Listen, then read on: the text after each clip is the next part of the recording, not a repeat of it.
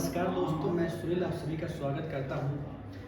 कैसे हैं आप सब? उम्मीद करता हूं कि सही होंगे। तो दोस्तों, मैं आपको बताना चाहूँगा कि हम यहाँ पर एक आज नए चैप्टर और नए सब्जेक्ट के साथ एक और पीपीटी मैं आपके सामने लेकर के आया हूँ।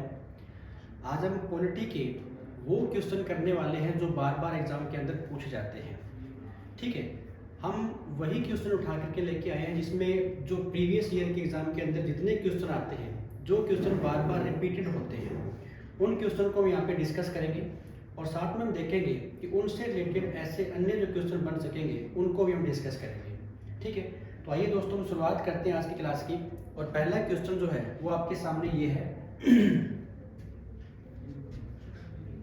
पहला क्वेश्चन इसने पूछा है कि भारत में राष्ट्रपति का निर्वाचन किस प्रकार होता है। सबसे पहले आपको ये बताना है कि जो भारत में राष्ट्रपति है उसका निर्वाचन किस प्रकार होता है, ये बात इसने पूछी है।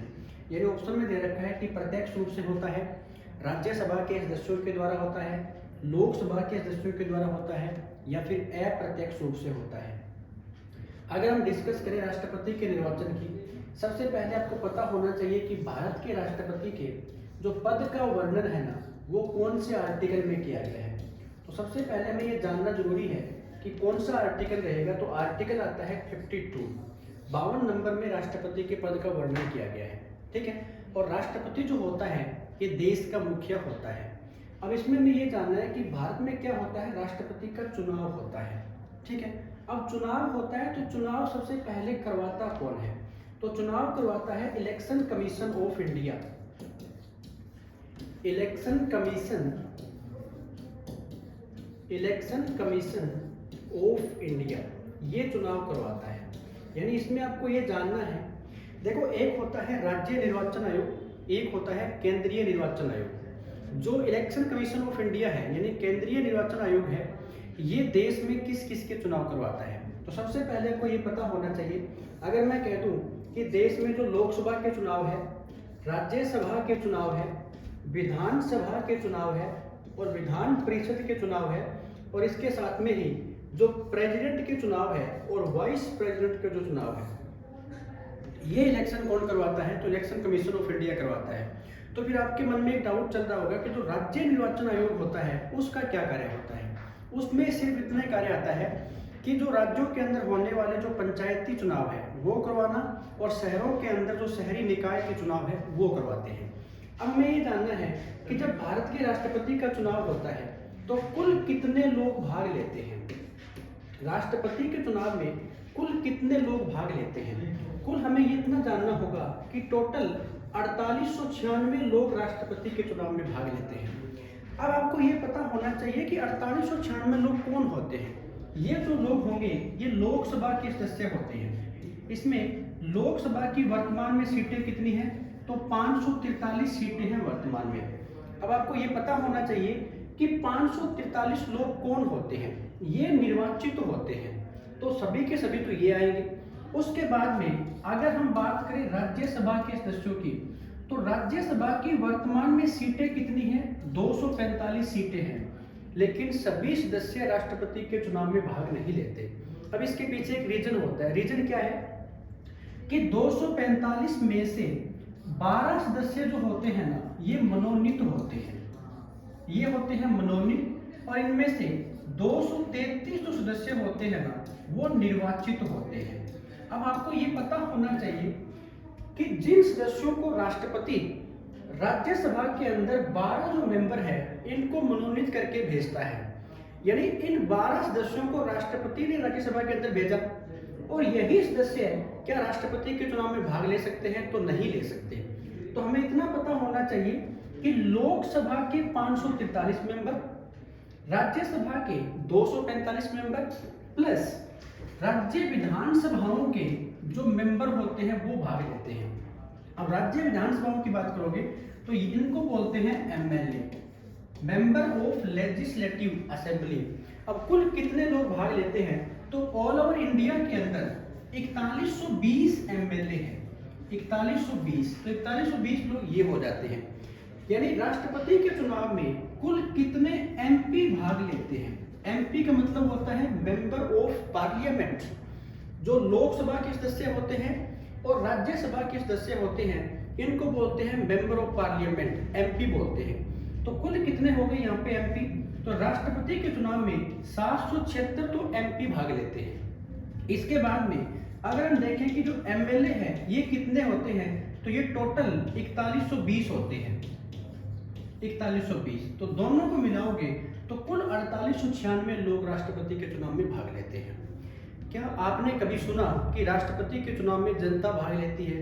तो जनता भाग नहीं लेती है, लेकिन जनता के द्वारा चुने हुए जो प्रतिनिधि होते हैं ना, ये राष्ट्रपति के चुनाव में भाग लेते हैं। और जनता के द्वारा चुने हुए प्रतिनिधि का मतलब क्या हुआ कि वो लोकसभा के मेंबर भी होते हैं, वो राज्यसभा के मेंबर भी होते हैं, और इसके अलावा जो राज्य विधानसभाओं के मेंबर होते हैं वो भी होते हैं। अब इसने पूछा क्या है कि भारत में राष्ट्रपति का निर्वाचन किस प्रकार होता है। प्रत्यक्ष रूप का मतलब ये हुआ कि जिन चुनावों के अंदर जनता भाग ले, तो क्या राष्ट्रपति के चुनाव में जनता भाग लेती है? नहीं लेती, तो ये तो हो नहीं सकता। राज्यसभा के सदस्यों के द्वारा अकेले राज्यसभा के सदस्य कभी भी राष्ट्रपति को नहीं चुनते हैं। दूसरा, लोकसभा के सदस्यों के द्वारा अकेले लोकसभा के सदस्य भी राष्ट्रपति को नहीं चुनते हैं। अप्रत्यक्ष रूप का मतलब ये हुआ कि जिस चुनाव में जनता भाग ना ले, जहां पर जनता भाग ना ले, ठीक है, जनता के द्वारा चुने हुए जो प्रतिनिधि होते हैं ना वो भाग ले, ठीक है, उसको हम क्या बोलते हैं? अप्रत्यक्ष चुनाव बोलते हैं। और राष्ट्रपति के चुनाव में यही होता है, जनता भाग नहीं लेती, लेकिन कौन लोग भाग लेते हैं? लोकसभा के सदस्य, राज्यसभा के सदस्य और राज्य विधानसभाओं के सदस्य भाग लेते हैं। राष्ट्रपति का चुनाव हमेशा ध्यान रखना कि हमेशा राष्ट्रपति जो है ना अभी एक डेट फिक्स है भारत के अंदर चल रही है, जब से भारत के छठे राष्ट्रपति बने थे नीलम संजीवा रेड्डी, उनसे लेकर के यानी वो 25 जुलाई को बने थे, और उनसे लेकर के आज तक जितने भी राष्ट्रपति बने हैं वो 25 जुलाई को ही बनते हैं और 25 जुलाई को ही अपना इस्तीफा देते हैं। यानी वो लगभग क्या काम करते हैं? 5 वर्ष तक अपने कार्यकाल को पूरा करके हटते हैं। तो अब आपको ये भी पता होना चाहिए कि जो राष्ट्रपति है, केवल क्वेश्चन पूछ लेता है कि राष्ट्रपति बनने के लिए उम्र कितनी होनी चाहिए, यानी आयु कितनी होनी चाहिए, तो उस सदस्य की आयु 35 वर्ष होनी चाहिए राष्ट्रपति बनने के लिए। अब अगर आपसे पूछ ले कि भारत का पहला राष्ट्रपति कौन था, तो भारत के जो पहले राष्ट्रपति है वो चुने गए थे डॉक्टर राजेंद्र प्रसाद। अब चुनने का मतलब होता है कि इलेक्शन नहीं हुआ था पहली बार। हमारी जो संविधान सभा थी ना, उस संविधान सभा की अंतिम बैठक हुई थी 24 जनवरी 1950 को।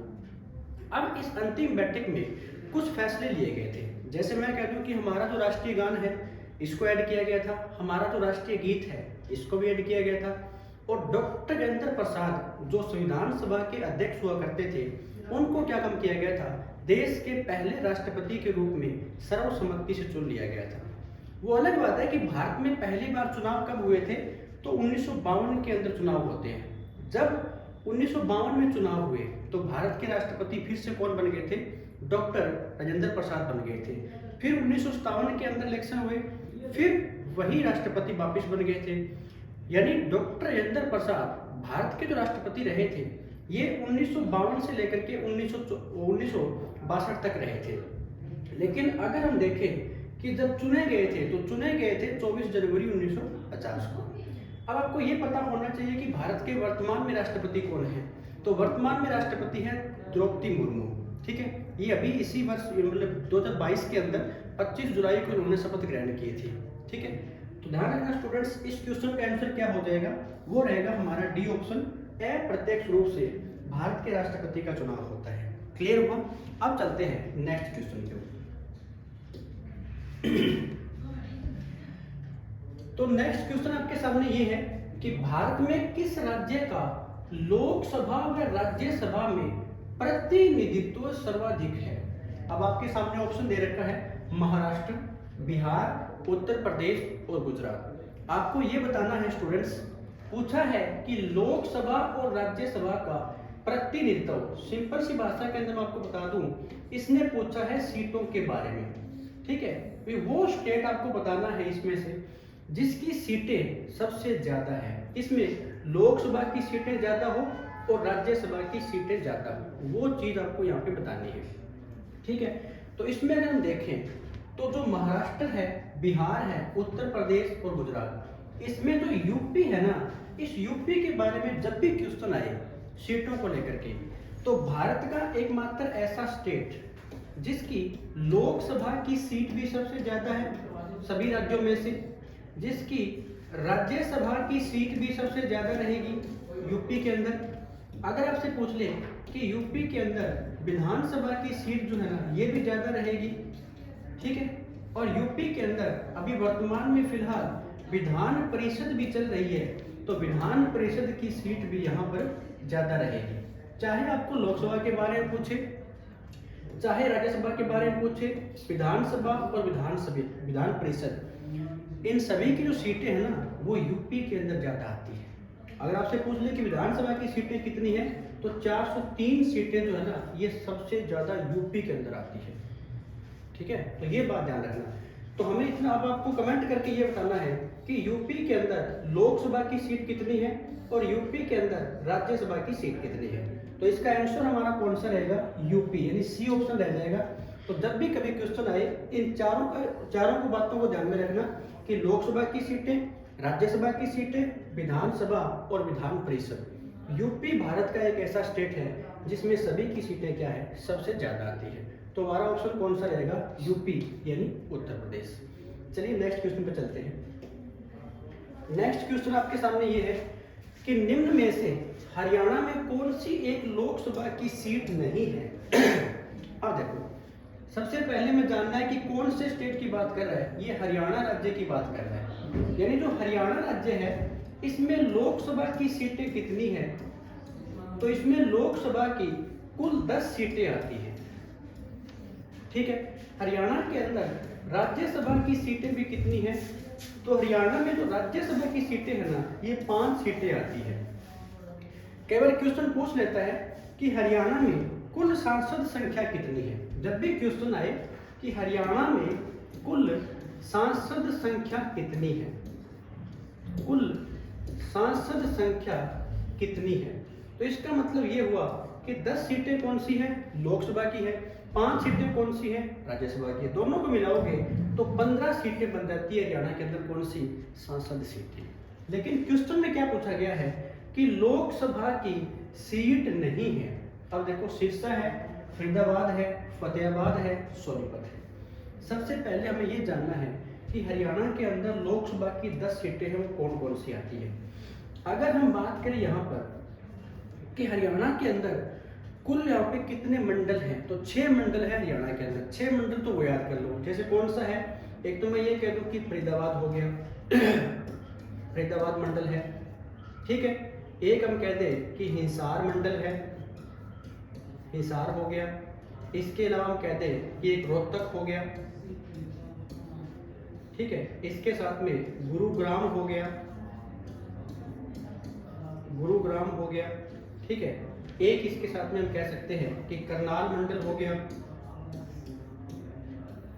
ठीक है, तो एक इसमें कौन सा हो गया? फरीदाबाद, हिसार, रोहतक, गुरुग्राम, करनाल, और एक हो गया अंबाला मंडल। ठीक है, अब आपको क्या काम करना है कि 6 सीटें तो हरियाणा के अंदर लोकसभा की ये हो गई, बाकी 4 सीटें और कौन सी है? तो 4 के अंदर एक तो हमारा हो गया सिरसा। ठीक है, एक इसमें कौन सा हो गया? सोनीपत, ये भी सीट रहेगी। इसके अलावा एक यहाँ पर हम कह सकते हैं कि जो भिवानी है प्लस महेंद्रगढ़, इन दोनों की एक सीट आती है, भिवानी और महेंद्रगढ़। और साथ में जो कुरुक्षेत्र है ना, इससे भी क्या आती है? एक लोकसभा की सीट आती है। तो मुझे बताइए कि ये हरियाणा के अंदर कुल मिलाकर के सीटें कितनी हो गई? तो कुल मिलाकर के हरियाणा में 10 सीटें आती है। किसकी? लोकसभा की। लेकिन पूछा क्या है कि कौन सी एक सीट नहीं है? तो क्या सिरसा एक लोकसभा की सीट है? सिरसा तो है। क्या फरीदाबाद भी है? फरीदाबाद भी है। क्या फतेहाबाद सीट है? तो फतेहाबाद जो है ना, ये लोकसभा की सीट नहीं है। सोनीपत तो है। तो इसमें हमारा जो आंसर रहेगा वो कौन सा आ जाएगा? फतेहाबाद रह जाएगा। ठीक है, यानी आपको क्या काम करना है, इन सीटों को याद करने का हरियाणा की सबसे बेस्ट तरीका यही रहेगा कि हरियाणा को कुल जो 6 मंडल के अंदर बांटा गया है, ये 6 मंडल का मतलब हो गया कि 6 डिस्ट्रिक्ट तो ये हो गए, इसके अलावा यानी 6 सीटें तो ये हो गई, और 4 सीटें कौन सी होगी, तो यहाँ से सिरसा और सोनीपत को कर सकते हो, भिवानी महेंद्रगढ़ प्लस दोनों एक ही है और एक कुरुक्षेत्र होगी, तो कुल मिलाकर के सीटें कितनी होगी, 10 सीटें आती हैं। ठीक है, तो चलिए स्टूडेंट्स नेक्स्ट क्वेश्चन पर चलते हैं। नेक्स्ट प्रश्न आपके सामने ये है, भारतीय राजनीतिक व्यवस्था में इनमें से सर्वोच्च कौन है। अब देखो पूछा क्या गया है कि इनमें से सर्वोच्च कौन है, किसमें, राजनीतिक व्यवस्था के अंदर। क्या सर्वोच्च न्यायालय, सर्वोच्च न्यायालय का मतलब ये बात कर रहा है किसकी, सुप्रीम कोर्ट की बात कर रहा है, और हमारा जो सुप्रीम कोर्ट है ये कहाँ पर है, दिल्ली के अंदर बना हुआ है। ठीक है, तो सुप्रीम कोर्ट आता है दिल्ली के अंदर। संविधान की बात कर रहे हैं, संसद या फिर धर्म, यानी इनमें से ऐसा ऑप्शन हमें बताना है जो भारत की राजनीतिक व्यवस्था में क्या हो, सर्वोच्च हो। तो बताइए कौन सा हो सकता है, क्या सर्वोच्च न्यायालय हो सकता है, क्या संविधान हो सकता है, संविधान है, यानी राजनीतिक व्यवस्था के अंदर सर्वोच्च पूछे तो वो कौन सा रह जाएगा, संविधान आएगा। क्यों, आपको पता होगा कि हमारे संविधान में कुल मिलाकर के जो टोटल आर्टिकल, जब हमारा संविधान बना था उस समय 395 आर्टिकल थे। आज यही इनका सब क्लोज मिलाकर के कुल संख्या इनकी कितनी पहुंच गई है, तो 64, 65, 465 के आसपास है। आर्टिकल आज भी 365 ही है, लेकिन इनके सब क्लोज आगे मिलाकर के कितने बन गए, 465। ठीक है, अब हमारा जो संविधान है इसमें टोटल 395 आर्टिकल थे जिस तरह में बना था, उस हम कह सकते हैं कि टोटल कितने भाग थे, तो 22 भाग हुआ करते थे। ठीक है, कितनी अनुसूचियां हुआ करती थी, तो 8 अनुसूचियां हुआ करती थी जिस टाइम पे हमारा संविधान बना था उस टाइम पे। आज यही संख्या कितनी पहुंच गई, 465। 22 भाग की जगह कुल मिलाकर के कितने हो गए, तो 25 भाग हमारे संविधान के हो गए। अनुसूचियां देखोगे तो इसमें 4 और प्लस हो गई है, वर्तमान में कितनी अनुसूचियां हैं, तो 12 अनुसूचियां पहुंच गई हैं। यानी संविधान को अच्छे से क्लियर करने का मतलब ये हुआ कि हमें ये बातें पता होनी चाहिए कि जब संविधान लागू हुआ उस समय हमारे संविधान के अंदर कितने आर्टिकल थे, कितने इसके अंदर भाग थे, कितने पार्ट थे या कितनी शेड्यूल थे। यहाँ पर आज आपको पता है कि हमारे संविधान के अंदर 104 से ज़्यादा क्या हो चुके हैं, अमेंडमेंट हो चुके हैं, बहुत सारे परिवर्तन हमारे संविधान के अंदर किए गए हैं। ठीक है, अब आता है कि अगर आपसे पूछे कि संविधान का जो निर्माता है किसे कहा जाता है, तो निर्माता कहा जाता है डॉक्टर B.R. अम्बेडकर को। Doctor B.R. अम्बेडकर को संविधान का निर्माता कहा जाता है। ये बातें आपको पता होनी चाहिए कि संविधान का निर्माता किसको बोलते हैं, डॉक्टर B.R. अम्बेडकर को कहा जाता है। ठीक है, क्योंकि उस टाइम पे अगर देखा जाए तो भारत के अंदर कानून जानने वाला अगर कोई सर्वोच्च पद के ऊपर व्यक्ति था तो वो थे डॉक्टर B.R. अम्बेडकर। इनसे ज़्यादा कानून के बारे में और कोई नहीं जानता था। एक व्यक्ति थे जिनका नाम आता है B.N. राव। ठीक है, लेकिन सबसे ज़्यादा अगर हम देखें तो वो यही व्यक्ति थे। ठीक है, तो इसीलिए इनको क्या बनाया गया था, प्रारूप समिति का अध्यक्ष भी बनाया गया था।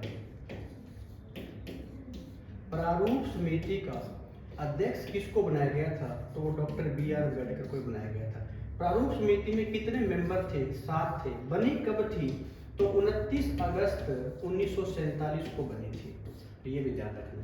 तो इसका ऑप्शन कौन सा रह जाएगा, संविधान, यानी सेकंड ऑप्शन। चलिए स्टूडेंट्स नेक्स्ट क्वेश्चन पे चलते हैं। नेक्स्ट क्वेश्चन आपके सामने ये है कि प्रस्तावना से संबंधित संविधान संशोधन कौन सा है, 61वां है, 42वां है, 71वां है या फिर 44वां है।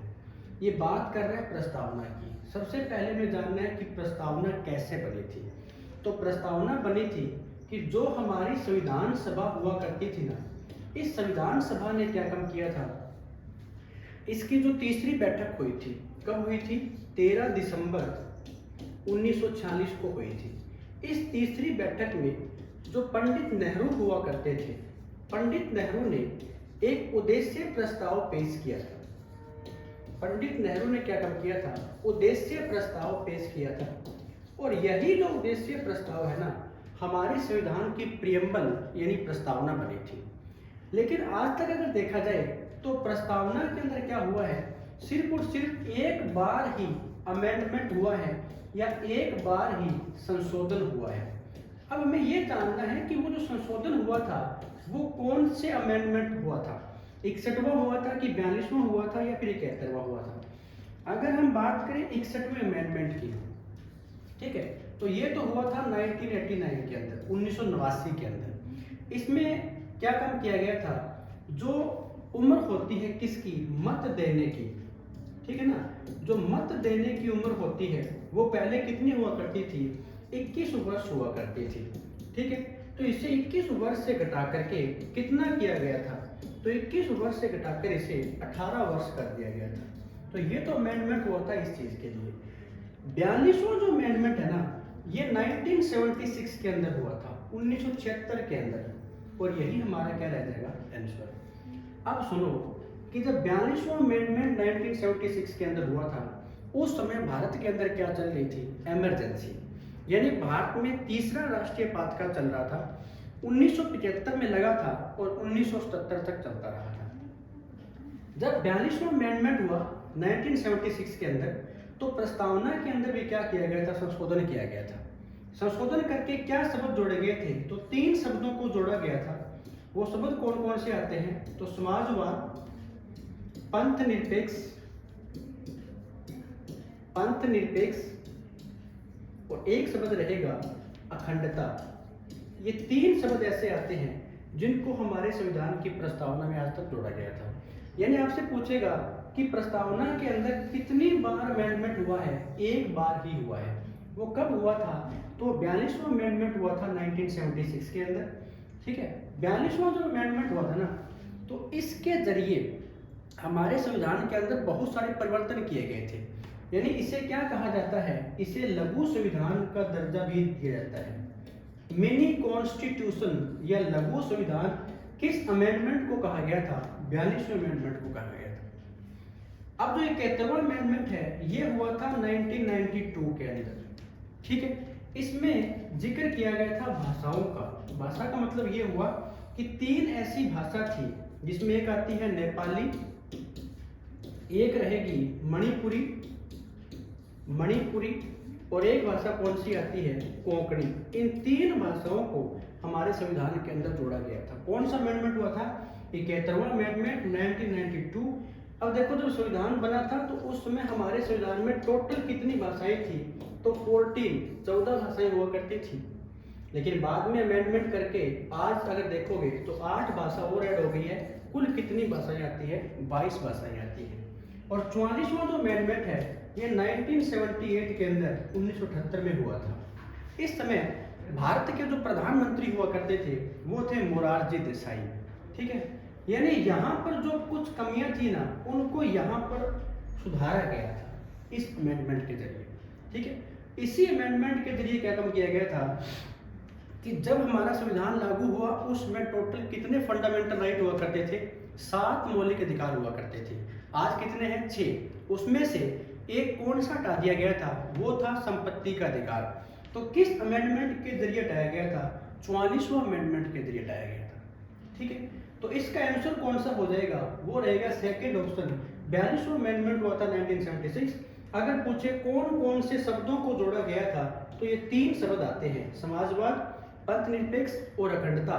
इन तीनों शब्दों को ही जोड़ा गया था, ठीक है। चलिए नेक्स्ट क्वेश्चन पे चलते हैं स्टूडेंट्स। नेक्स्ट इसने आपसे पूछा है भारतीय संविधान में नागरिकता के किस स्वरूप को अपनाया गया है। ये बात यहाँ पे कर रहा है सिटीजनशिप की, नागरिकता की बात कर रहा है। अब आपने सुना होगा कि कहीं पर इकहरी नागरिकता है, ठीक है, या कहीं पर क्या है, दोहरी नागरिकता भी होती है। जैसे अगर हम पहले बात करें कि भारत का एक स्टेट था जम्मू कश्मीर। जम्मू कश्मीर में आर्टिकल कौन सा था, 370। जम्मू कश्मीर का अपना क्या था, संविधान था। लेकिन अभी 2019 के अंदर जब 104वां अमेंडमेंट हुआ तो जम्मू कश्मीर और लद्दाख इन दोनों को क्या बना दिया गया था, यूटी, और आर्टिकल 370 उसको वहां से हटा दिया गया था। तो पहले क्या हुआ करता था कि जम्मू कश्मीर में अगर भारत के अन्य स्टेट का कोई भी व्यक्ति जाकर के रहेगा ना, तो जम्मू कश्मीर की जो नागरिकता है वो अलग से लेनी पड़ती थी, यानी वो दोहरी नागरिकता हुआ करती थी। लेकिन अब इसने पूछा है कि भारतीय संविधान में नागरिकता के किस स्वरूप को अपनाया गया है। भारतीय संविधान में नागरिकता की जो स्वरूप बनाया गया है वो इकहरी नागरिकता है, मतलब एकल नागरिकता आप इसे कह सकते हो, एकल। ठीक है, एकल का मतलब ये हुआ कि अगर मैं कह दूं कि आप हरियाणा के रहने वाले हैं, ठीक है, तो आप भारत के किसी भी स्टेट में जाकर के रह सकते हैं, व्यापार कर सकते हैं, निवास कर सकते हैं, कोई प्रॉब्लम नहीं होगी। इसको बोलते हैं एकल नागरिकता। अगर हम बात करें दोहरी नागरिकता की, जैसे पहले जम्मू कश्मीर के अंदर थी और भारत के अंदर वैसी थी, यानी अगर भारत का सिर्फ जम्मू कश्मीर को छोड़ करके भारत के किसी भी स्टेट का कोई नागरिक अगर जम्मू कश्मीर में जाकर के रह रहा है तो पहले उसे जम्मू कश्मीर की नागरिकता को हासिल करना पड़ता था, फिर जाकर के उसको वहाँ पर निवास करना हो, चाहे व्यापार करना हो, चाहे शादी करनी हो, कुछ भी हो, तो वो सिस्टम हुआ करता था। लेकिन अभी आर्टिकल 370 को हटा दिया गया था जम्मू कश्मीर से, ठीक है ना, तो इसको हटाया गया था 2019 के अंदर, 104वां अमेंडमेंट हुआ था, तो अब ये भी चीज़ नहीं रही। तो अगर आपसे पूछे कि भारत में नागरिकता का कौन सा स्वरूप चल रहा है, इकहरी नागरिकता ही चल रही है। ठीक, चलिए स्टूडेंट्स नेक्स्ट क्वेश्चन पे चलते हैं। अनुच्छेद 108 संबंधित है, इसने पूछा है आर्टिकल के बारे में। आर्टिकल देखो, अगर आप पॉलिटी पढ़ रहे हो तो अभी मैंने आपको करवाया कि जब हमारा संविधान लागू हुआ उस समय कुल मिलाकर के 395 आर्टिकल थे। सारे आर्टिकल आपको याद करने की जरूरत नहीं है, लेकिन मान के चलो कि इनमें से कम 100 प्लस ऐसे आर्टिकल हैं जो आपको याद होने चाहिए। ठीक है, क्योंकि अगर पॉलिटी से क्वेश्चन आ रहा है तो सबसे पहले ये जो क्वेश्चन उठते हैं आर्टिकल से उठते हैं। अब इसने पूछा है कि अनुच्छेद जो 108 है ना, ये किस से संबंधित है, यानी 108 में क्या बताया गया है संविधान के अंदर, ये बात हमें बतानी है। ऑप्शन में दे रखा है राज्यपाल, महाभियोग, संयुक्त बैठक और बजट। सबसे पहले अगर हम बात करें राज्यपाल की, तो राज्यपाल के पद का जो वर्णन है, राज्यपाल के पद का जो वर्णन है वो किया गया है आर्टिकल 153 153 में किया गया है। ठीक है, उसके बाद में अगर हम देखें महाभियोग, तो महाभियोग का जो वर्णन है ये संविधान के कौन से आर्टिकल में किया गया है, तो महाभियोग का वर्णन रहेगा आर्टिकल 61 के अंदर। अब ये महाभियोग क्या होता है, महाभियोग होता है एक तो भारत के राष्ट्रपति को हटाना हो और एक सुप्रीम कोर्ट के न्यायाधीश को हटाना हो, तो ये वो प्रक्रिया होती है कि उनको आप उनके पद पर रहते हुए भी उनके ऊपर संविधान का अतिक्रमण करने का आरोप लगा करके या सिद्ध कर करके उनको हटाने की जो प्रोसेस होती है ना, उसको बोलते हैं महाभियोग। अब देखो, ये जो महाभियोग की प्रक्रिया है ये हमारे देश के संविधान में कहाँ से ली गई है। ठीक है, तो ये ली गई है अमेरिका के संविधान से। अमेरिका के संविधान से इसको हमारे संविधान में जोड़ा गया है। अब महाभियोग का मतलब ये हुआ कि चाहे यह, देखो, एक लोकसभा होती है, एक राज्यसभा होती है, अगर भारत के राष्ट्रपति को हटाना है तो एक तो पॉइंट ये होता है कि 14 दिन पहले आपको बताना पड़ेगा, 14 दिन पहले आपको बताना पड़ता है कि हम इस दिन आपके खिलाफ सदन में महाभियोग लेकर के आ रहे हैं। उसके बाद क्या होगा, महाभियोग चाहे लोकसभा के अंदर आए या फिर राज्यसभा के अंदर, दोनों सदनों में से सबसे पहले किसी के अंदर भी आ सकता है। ठीक है, तो अब यहाँ पर क्या होता है, ये तो हो गया महाभियोग। संयुक्त बैठक, संयुक्त बैठक का मतलब होता है जॉइंट कमेटी, और ये बुलाई जाती है आर्टिकल 108 के तहत। आपको इतना पता होना चाहिए कि जो संयुक्त बैठक है ये बुलाता कौन है। संयुक्त बैठक बुलाता कौन है, तो बुलाता है भारत का राष्ट्रपति। ठीक है, लेकिन इस संयुक्त बैठक की अध्यक्षता कौन करता है, इस संयुक्त बैठक की अध्यक्षता किसके द्वारा होती है, तो वो होती है लोकसभा स्पीकर के द्वारा। बुलाई किसके द्वारा गई है, राष्ट्रपति के द्वारा, अध्यक्षता कौन करता है, लोकसभा का स्पीकर।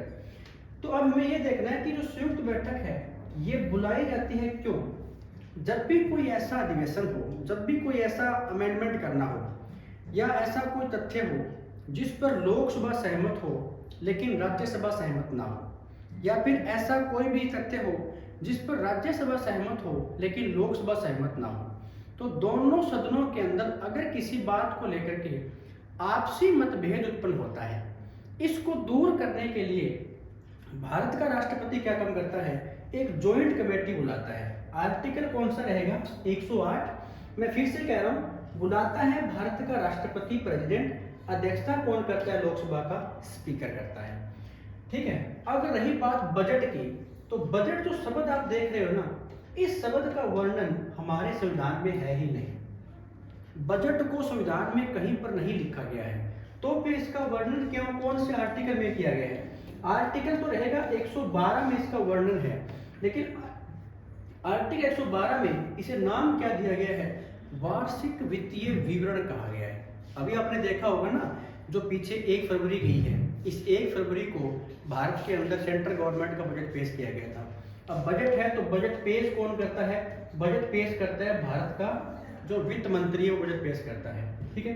अगर पूछ ले कि भारत में सबसे पहली बार बजट पेश किसने किया था, तो वो ब्रिटिश भारत के बारे में पूछे तो वो 18 फरवरी 1860 में पेश किया गया था। ठीक है। अभी अगर आपसे पूछ ले कि अभी हाल ही में बजट किसने पेश किया था, तो अभी हाल ही में भारत के वित्त मंत्री कौन है? निर्मला सीतारमण। उन्होंने क्या काम किया था? भारत का बजट पेश किया था। ठीक है।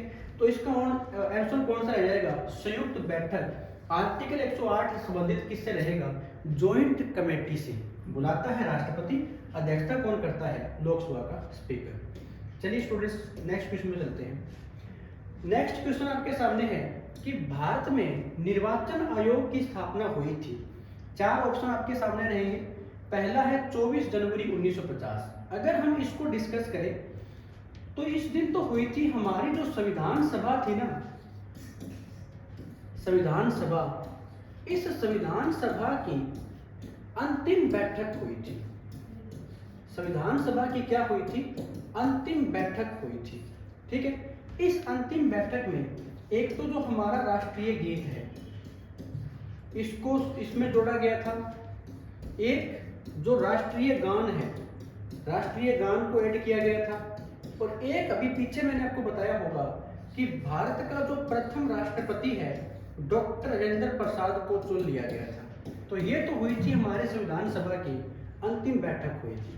नेक्स्ट है 28 जनवरी 1950। अगर इस डेट को देखा जाए तो इस दिन दिल्ली के अंदर जो संघीय न्यायालय हुआ करता था, दिल्ली में जो पहले संघीय न्यायालय था ना, वो क्या बन गया था? वो भारत का उच्चतम न्यायालय बन गया था। उच्चतम न्यायालय यानी सिंपल भाषा में आप कह सकते हो कि भारत में सुप्रीम कोर्ट की स्थापना कब हुई थी? तो 28 जनवरी 1950 को हुई थी। 15 मार्च 1950 को क्या हुआ था? तो 15 मार्च 1950 को जो योजना आयोग था ना, पहले इस योजना आयोग का गठन किया गया था। देखो, अभी आपने नाम सुन रखा होगा नीति आयोग। तो नीति आयोग की जब शुरुआत हुई थी वो 2015 के अंदर हुई थी, लेकिन नीति आयोग पहले क्या था? योजना आयोग हुआ करता था। तो इस योजना आयोग की शुरुआत कब हुई थी? 15 मार्च 1950 को। यही योजना आयोग 2014 तक चलता रहा था। 2014 के अंदर क्या होता है कि जब देश के प्रधानमंत्री बनते हैं नरेंद्र मोदी, तो इन्होंने क्या काम कर दिया था कि इस योजना आयोग का नाम चेंज करके नीति आयोग कर दिया था। और इसको कब लागू किया था? 1 जनवरी 2015 को लागू कर दिया था। अब ऑप्शन कौन सा बच गया? 25 जनवरी 1950। यही वो ऑप्शन है किसमें पूछा है कि निर्वाचन आयोग की स्थापना कब हुई थी? तो 25 जनवरी 1950 को ही हुई थी। कई बार क्वेश्चन आता है कि भारत में मतदाता दिवस कब मनाया जाता है? भारत में मतदाता दिवस कब मनाया जाता है? तो 25 जनवरी को मनाया जाता है। ठीक है।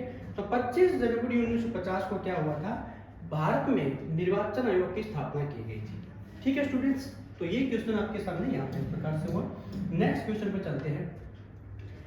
अब इसने पूछा है कि निम्न में से किस देश का संविधान विश्व का सबसे बड़ा लिखित संविधान है? 4 ऑप्शन आपके सामने है, अमेरिका, जापान, भारत और जर्मनी। सबसे पहले आपको जानना है कि संविधान जो है ये विश्व में सबसे बड़ा संविधान किस देश का आता है?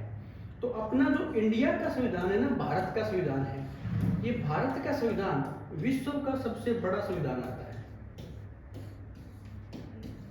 विश्व का सबसे बड़ा लिखित जो संविधान है ना, ये भारत का ही आता है।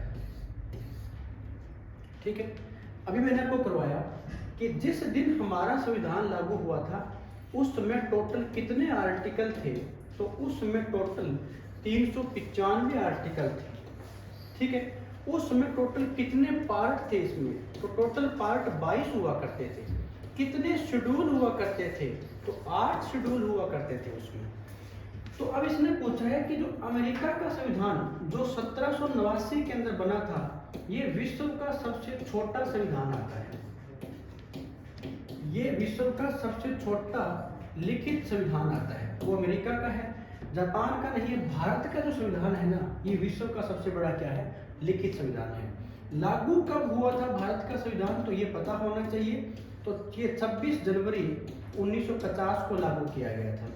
ठीक है, तो ये वो दिन था जब भारत क्या बन गया था, गणतंत्र बन गया था, क्योंकि देश का संविधान उसमें लागू हो चुका था।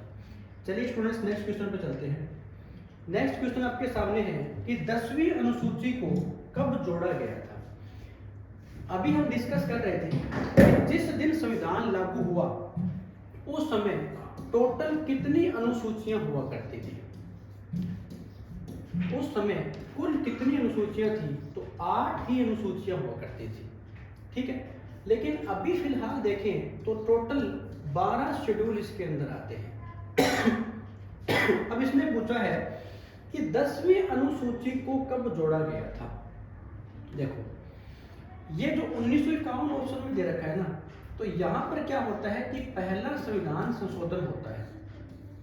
पहला अमेंडमेंट कह दो या पहला संविधान संशोधन कह दो, पहला संविधान संशोधन कह दो। ठीक है, ये 1951 के अंदर हुआ था। इसी के तहत क्या जोड़ा गया था, इसी के तहत 9वीं अनुसूची को संविधान में जोड़ा गया था। और इसके जरिए क्या लाइन जोड़ी गई थी, तो भूमि सुधार को जोड़ा गया था। भूमि सुधार को जोड़ दिया गया था। ये थी 9वीं अनुसूची। इसने पूछा है कि 10वीं अनुसूची को कब जोड़ा गया था, तो 10वीं अनुसूची को जोड़ा गया था 52वां अमेंडमेंट हुआ था। 52वां संविधान संशोधन हुआ था। 52वां संविधान संशोधन हुआ था। कब की घटना है, 1985 की। अब जब 52वां अमेंडमेंट हुआ तो क्या जोड़ा गया था, दल बदल को जोड़ा गया था। दल बदल, ये चीज को यहाँ पे जोड़ दिया गया था। अगर हम बात करें 1973 की, तो यहाँ पे क्या होता है कि हम ऐसा कह सकते हैं कि एक तो इसमें ये तो छोड़ सकते हो इसको, तो 1992 की बात करोगे ना, तो यहाँ पर एक 73वां अमेंडमेंट और एक 74वां अमेंडमेंट, ये दोनों अमेंडमेंट के जरिए पंचायती राज को भी जोड़ दिया गया था। ठीक है, और जो शहरी निकाय है इनको भी जोड़ दिया गया था। पंचायती राज और शहरी निकाय दोनों को इसके जरिए यहाँ पर जोड़ा गया था। इसने पूछा है कि 10वीं अनुसूची को कब जोड़ा गया था, तो 52वां अमेंडमेंट हुआ था 1985 में, दल बदल को जोड़ दिया गया था। अब दल बदल का मतलब होता है कि पहले के टाइम में क्या हुआ करता था। अब 1985 की बात कर रहे हैं तो उस समय देश के अंदर गवर्नमेंट किसकी हुआ करती थी, कांग्रेस पार्टी की, और राजीव गांधी उसमें भारत के प्रधानमंत्री हुआ करते थे। उन्होंने क्या काम किया था, 52वां अमेंडमेंट करवाया था 1995 के अंदर। और जो कई बार क्या था कि बहुत सारे एमपी एमएलए ऐसे थे, एक पार्टी को छोड़ करके दूसरी पार्टी के अंदर, वो भी एक समूह के रूप में जाया करते थे। इसी चीज को कम करने के लिए उसमें राजीव गांधी ने क्या काम करवाया था, एक 52वां अमेंडमेंट करवाया और हमारे संविधान में 10वीं अनुसूची को जोड़ दिया था। जो क्या जोड़ा गया था, दल बदल को जोड़ा गया था। आज टोटल कितने शेड्यूल है, तो 12 शेड्यूल है। जब बना था उसमें 8 थे, और चारों को कब कब जोड़ा गया था, तो 9वीं को जोड़ दिया गया था 1951 के अंदर, 10वीं को जोड़ दिया 1985 के अंदर, और 11वीं और जो 12वीं अनुसूची है इनको जोड़ा गया था 1992 के अंदर। ये पॉइंट यहाँ पे ध्यान रखना। ठीक है, तो कुल मिलाकर के कितनी अनुसूचियां आती है, 12 अनुसूचियां हैं। जब बना था उसमें कितनी थी, 8 अनुसूचियां थी। ठीक है, ठीक है स्टूडेंट्स, तो ये थे आपके कम से कम 10 या 12 क्वेश्चन जो पॉलिटी के आज हमने किए हैं। मैं उम्मीद करता हूं कि आपको अच्छे प्रकार से ये क्वेश्चन समझ में आए होंगे, और हो सके तो वीडियो को ज़्यादा से ज़्यादा शेयर करना और लाइक करना। बहुत जल्द इसी नाम से हमारी जो एक ऐप है ये लॉन्च होने जा रही है। तो आपको क्या काम करना है, अगर विद कंसेप्ट अच्छे से पॉलिटी को कवर करना है या आपको जिस भी सब्जेक्ट को पढ़ना है, तो आप क्या काम करोगे, प्ले स्टोर पर जाकर के हमारी इसी नाम से ऐप रहेगी, इसको आप परचेज कर सकते हो। ठीक है, तो थैंक यू स्टूडेंट्स।